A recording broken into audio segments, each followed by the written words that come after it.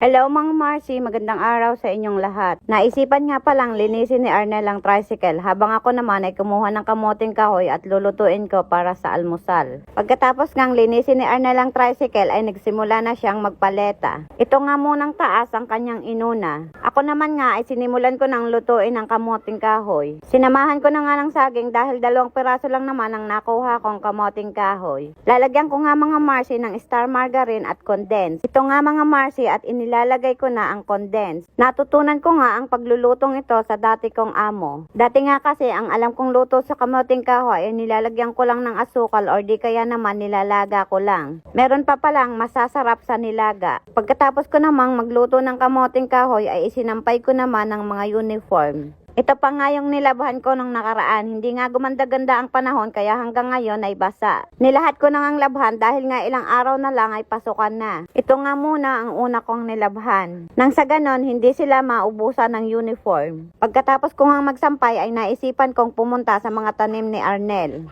At alam nyo na, hindi mawawala sa tabi ko si Stephanie. Malalaki na nga rin ang tanim na kalabasa ni Arnel. Habang umiikot nga ako sa taniman ni Arnel, may nakuha akong ilang perasong talong at okra. Pagka-uwi ko nga ay siya namang paparating ni Agatha. Binigyan nga siya ng libro ni Ma'am Lani kaya tuwang-tuwa. Salamat po Ma'am Lani sa binigay niyong libro. Fast forward naman tayo mga Marcy. Kinabukasan nga dahil walang pasok at malakas ang ulan, naisipan kong turuan si Agatha. Naligo nga muna ako bago ko siya tinuruan. May exam nga din sila bago mag-closing kaya kailangan niyang matuto. Malaking bagay nga rin ang tarapabasa sa mga bata na hindi pa gaanong marunong magbasa. Dahil nga nadadagdagan ang kaalaman nila. Si Agatha ko nga ay medyo marunong na ring magbasa. Ang kailangan nga lang ni Agatha ay matutukang mabuti sa pagtuturo. Nang sa ganon ay matuto ng husto. Habang nagtuturo nga ako, si Arnel naman ay gumagawa ng bahay ng kanyang battery. Galon nga ito mga Marcy at lalagyan niya lang ng tangkay para may sakbitan.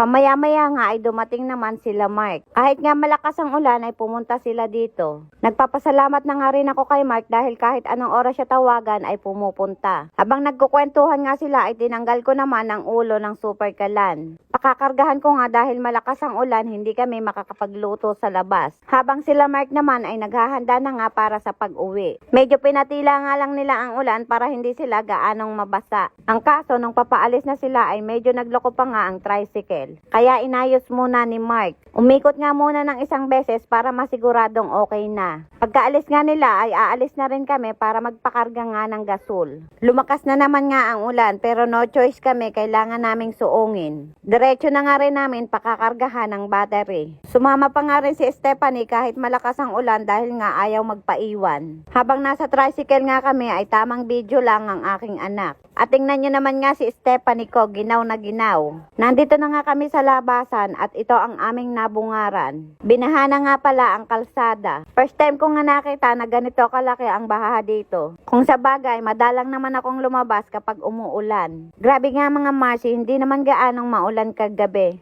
Ngayon nga lang nagdiretso ang ulan pero tingnan nyo naman ang resulta. Hindi nga muna kami huminto sa may pakargahan ng battery dahil nga lulubog ang tambutso ni Arnel. Kaya ang ginawa niya sa may kanto ng lugam siya nag-U-turn saka siya bumalik. Ibinaba nga lang ako ni Arnel at saka niya ako hinintay sa unahan. Kamalas-malasan nga ay magsasarado na rin si kuya dahil inabot ang loob niya. Kaya ang ending, dala-dala ko ang battery. Kaya sa maunlad namin susubukang magpakarga. Pero pagdating namin doon, sabi ni kuya magsasarado na rin siya baka wala siyang madaanan pa uwi. Kaya dumiretso na lang kami sa pakargahan ng gasol. Mabuti na nga lang bukas sila kuya. Pagkatapos nga ay dumiretso naman kami sa lugam para doon magpakarga ng battery. Kailangan nga din namin magpakarga dahil gagamitin namin sa ilaw. Dahil nga hindi umaaraw, wala ding karga ang solar. All around nga din ang battery ni Arnel, hindi lang siya pang bukid. Pauwi na nga kami niyan mga Marcy. Ingat po pala tayong lahat ngayong tag-ulan at lalo na sa mga mabababa ang lugar. Dahil nga po sa pagbaha, posible tayong makakuha ng sakit na leptospirosis. Kaya po ingat tayo at stay home na lang po kung maaari. At lalo na rin sa mga bata na mahilig maligo sa ulan. Dito ko na nga lang tatapusin ang aking video. Salamat sa panonood. God bless!